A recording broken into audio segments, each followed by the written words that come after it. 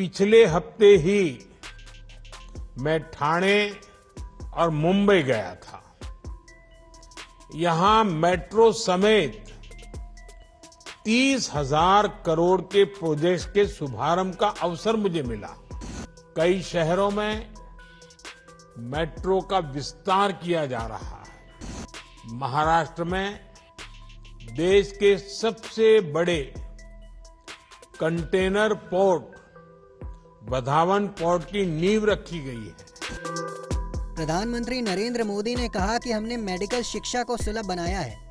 इससे महाराष्ट्र के युवाओं के लिए नए अवसरों के दरवाजे खुल गए हैं। हमारे गरीब और मध्यम वर्ग के ज्यादा से ज्यादा बच्चे डॉक्टर बने, उनका सपना पूरा हो, ये हमारी सरकार की प्राथमिकता है। प्रधानमंत्री नरेंद्र मोदी ने आगे कहा कि एक समय में इस तरह की पढ़ाई के लिए मातृभाषा में किताबें न होना भी बड़ी चुनौती थी। हमने महाराष्ट्र के युवाओं के हितों को ध्यान में रखते हुए ये भेदभाव भी खत्म किया। अब महाराष्ट्र के युवा मराठी भाषा में मेडिकल की पढ़ाई कर पाएंगे। इसके अलावा प्रधानमंत्री नरेंद्र मोदी ने क्या कुछ कहा, आइए सुनते हैं।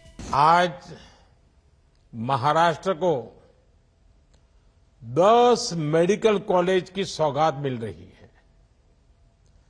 नागपुर एयरपोर्ट के आधुनिकीकरण और विस्तार का काम, शिरडी एयरपोर्ट के लिए एक टर्मिनल बिल्डिंग का निर्माण, आज इंफ्रास्ट्रक्चर से जुड़े इन 2 अहम प्रोजेक्ट्स का शिलान्यास भी हुआ है।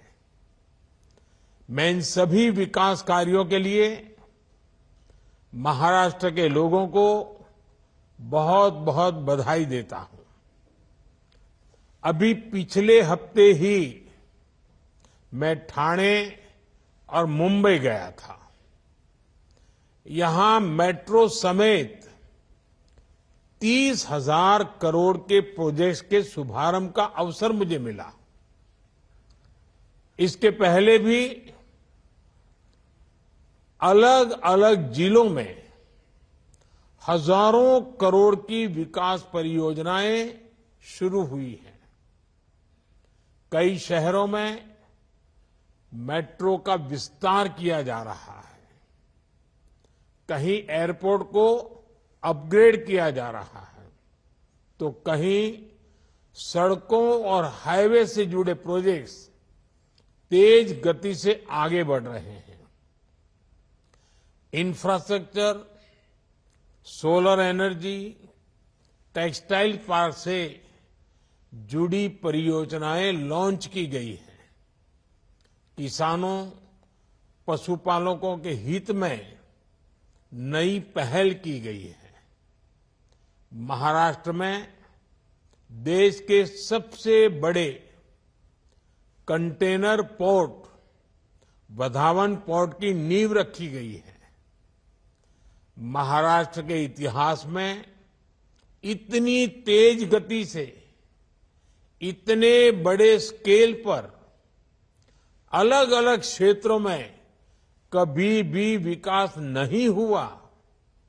हां, यह बात अलग है कि कांग्रेस के राज में इतनी ही तेज गति से, इतने ही स्केल पर अलग अलग क्षेत्रों में भ्रष्टाचार जरूर होता था।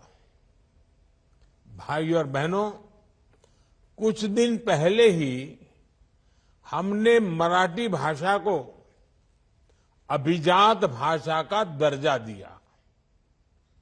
जब एक भाषा को उसका गौरव मिलता है, तब सिर्फ शब्द नहीं बल्कि पूरी पीढ़ी को नए बोल मिलते हैं। करोड़ों मराठी मानुस का दशकों पुराना सपना पूरा हुआ।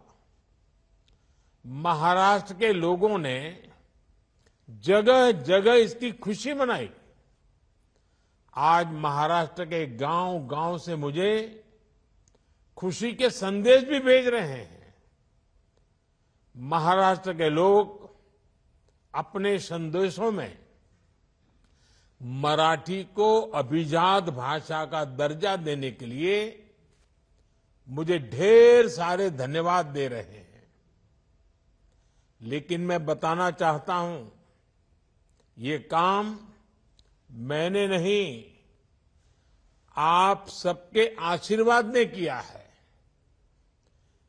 महाराष्ट्र के विकास का हर प्रयास छत्रपति शिवाजी महाराज, बाबा साहब आंबेडकर, ज्योतिबा फुले, सावित्रीबाई फुले जैसी विभूतियों के आशीर्वाद से हो रहा है।